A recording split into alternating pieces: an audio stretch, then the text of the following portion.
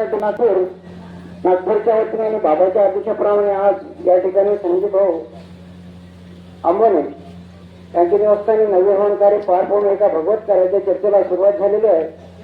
या बैठकीमध्ये उपस्थित भगवान बाबा हनुमानजी को प्रणाम, आपले सर्वांचे सद्गुरू महंत किंवा दिंडोजी प्रसिद्ध बाबांना माझा प्रणाम, अशा सर्वांच्या वारण्याच्या उपस्थितांना सुद्धा माझा प्रणाम। सर्वांना एकच नमस्कार। तर बघा, आम्हाला प्रथम जेव्हा काय म्हणतात स्वागत गीत झालं तेव्हा आम्हाला कार्यकर्ते साहेबांना आमच्या भवन म्हणलं की पंढरी भावनेकांनी सुद्धा स्वागत गीत करावं, की त्या ठिकाणी आम्हाला शब्द त्यांनी खर्च केले, पण त्या शब्दाला आम्ही नकार दिला। त्या शब्दाला आम्ही नकार दिला तो या ठिकाणी बसलेल्या शोकांना सर्वांना माझा एक म्हणा, अरे अच्छे है भाग्य हमारे, या बैठे सब सेवक कि हमारे भाग्य अच्छे कि ये मार्ग मिला।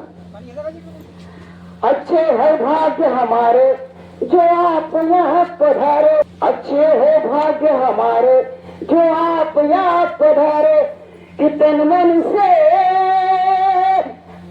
हनुमान जी का स्वागत है, कि प्रांगण में बाबा का स्वागत है।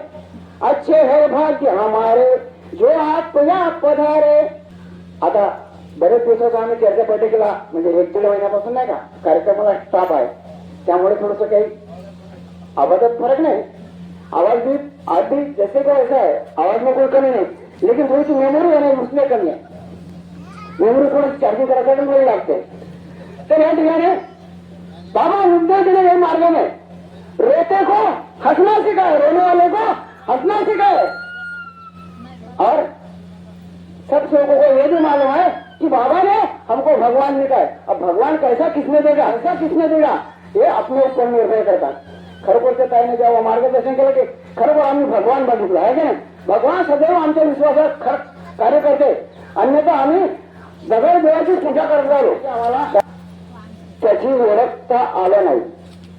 आज आम्हाला माहिती आहे की बाबा तुमची या कलियुगामध्ये आईच्या पोटी मानव जन्म घेतला आणि भगवंतासारखे केलं, म्हणून प्रत्येक सेवकाची जबाबदारी आहे की जो विश्वासावर कार्य करतो।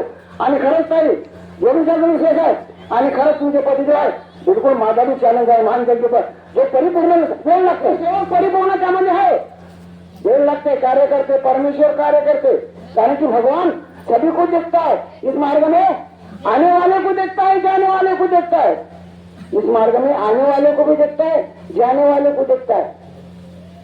तर मान द्या की बाबा तुमच्याने हे भगवत प्राप्ती करण्यासाठी अहोरात्र श्रम केलं, बाबाची कृपा आज भी या जगामध्ये जगभर आहे, म्हणून सेवकाला एक मार्गदर्शन करावं मानव धर्मावर, प्रत्येक सेवकाची जबाबदारी मानव धर्मावर मार्गदर्शन करावं। ना तुम्हाला काय सेवकाजवळ जाऊन गोड गोष्टी सांगे, कसं सेवकाजवळ जाऊन गोड गोष्टी सांगे आणि दुसऱ्याला मना करे आपण खरं वांगे असं नका करू, म्हणजे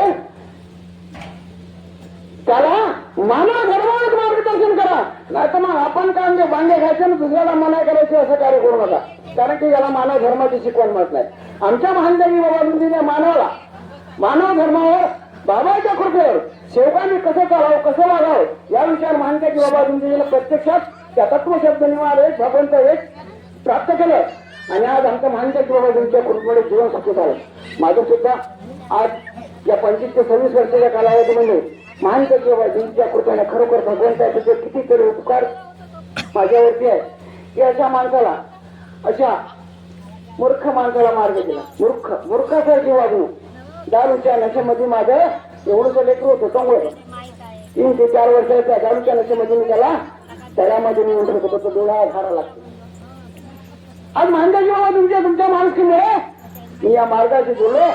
आज तोच पोरगा छान सरकारी ड्युटी करतो मुंबईला बँका बडोद्यामध्ये, आणि रोज सकाळी मला मोबाईलवर 10 वाजता ड्युटीवर पोहोचला की बाबा तुमचं जेवण झालंय का, तुमच्या गाडीत पेट्रोल आहे का, तुम्ही कुठे जाणार आहे, प्रत्यक्षात माझी जबाबदारी घेतो।